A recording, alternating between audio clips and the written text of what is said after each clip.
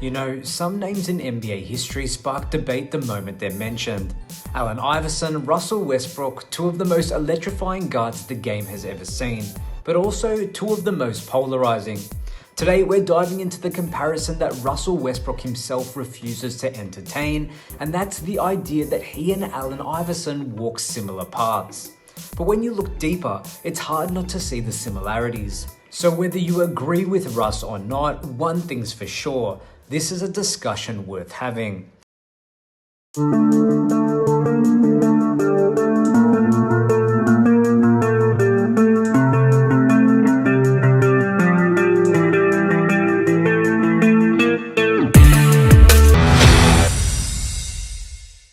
Let's talk about two generational icons who changed the NBA, but may always be remembered for what they didn't do: win a ring.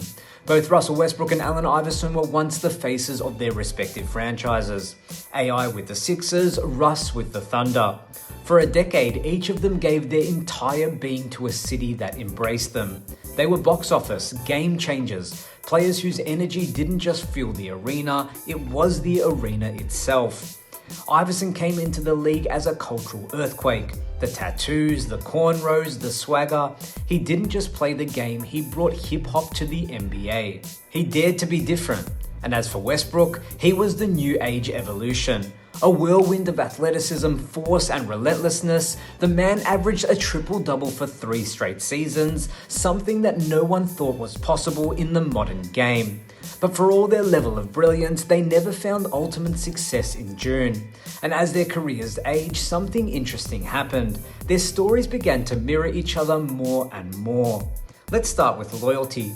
Both Iverson and Westbrook stayed loyal to their teams through thick and thin.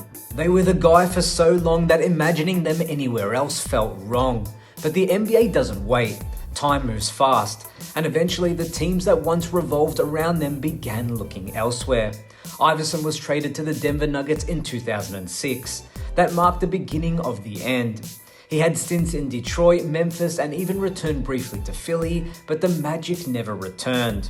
As for Westbrook, after KD left OKC, Russ carried the Thunder on his back, winning an MVP in 2017.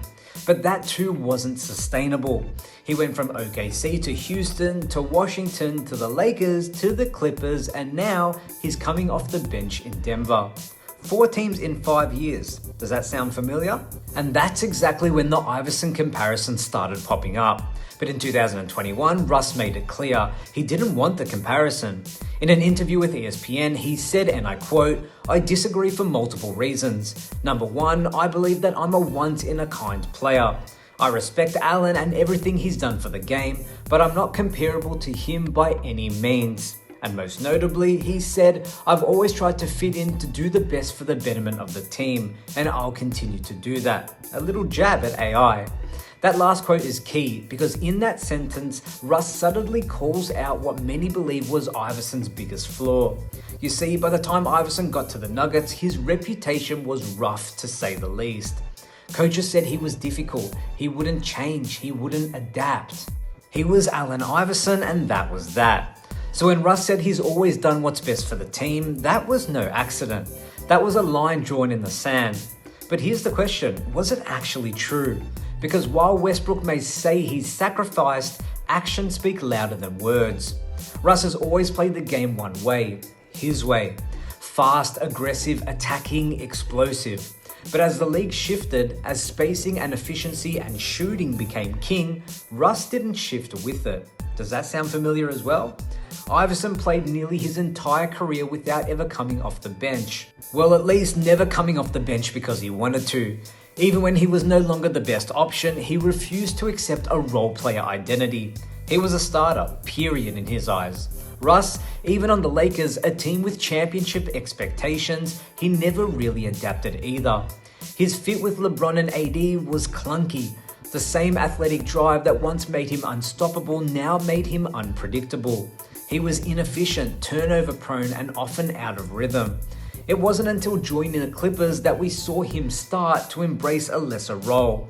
But even then, it came late in his career. And here's where pride comes into play. There's no shame in aging in the NBA, we see it every year. The greats really do it all the time. Vince Carter became a mentor and a sharpshooter. Jason Kidd became a pass-first guard who played off others. Even Dwayne Wade adjusted his game in his final years. But Iverson and Westbrook, their pride never let them fully embrace that change. Why, you might ask? Because their games were built on force of will. Iverson wasn't just a scorer, he was the answer. He had to be the best player on the court every night or it didn't feel right. Westbrook, he's the guy who goes 110 miles per hour every possession. Telling him to slow down or play off the ball is like telling a tornado to chill. And in many ways, that's what made them special. But it's also what made their careers so frustrating. So where does that leave them both in the all-time rankings and when comparing them to each other? Well, both players were MVPs. Both were 75th anniversary team members. Both were all-stars, scoring champions, cultural icons. Iverson changed how NBA players dressed and carried themselves. He brought style to the league and paid the price with dress code breakdown. Westbrook, he redefined the stat sheet. Triple-doubles went from rare to routine.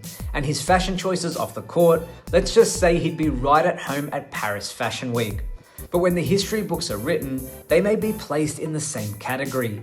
Incredible talents, untouchable highlights, but no rings. And fair or not, that's how many people measure greatness.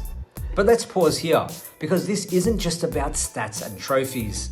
Iverson came from nothing and became an icon, a small guard who fought through a league built full of giants. He was unapologetically himself, flaws and all. Westbrook, well, he grew up in LA, lost his best friend in high school, became the face of a franchise and gave it everything he had. His motor was never in question. His intent was never in question. And that's what Russ meant when he said, whatever happens, happens. If we win a championship, cool. If we don't, I'm okay with that too. Life goes on. That mindset might not sit well with fans obsessed with rings, but for Russ, that's peace. So now the question for you is Russell Westbrook really all that different from Allen Iverson? Was he right to reject the comparison? Was he simply following a path that Iverson walked before him, one filled with unmatched energy, unforgettable moments, and yes, undeniable flaws? Can you still be considered one of the greatest ever without winning a ring? Can your intent matter more than the outcome? That's the legacy question for both Russ and AI. They were box office, they were culture, they were greatness in their own way. But they were also proud and perhaps too stubborn to change. And in the end, that might be the final similarity they can't escape. But let me know what you guys think in the comments. Do you think Russ and AI are more alike than Russ admits? Or is his legacy going to be completely different when it's all said and done? And make sure to like, subscribe, and turn on the bell for more in-depth NBA content like this. My name is Damian Peters, this is Basketball Network, and I'll catch you in the next one.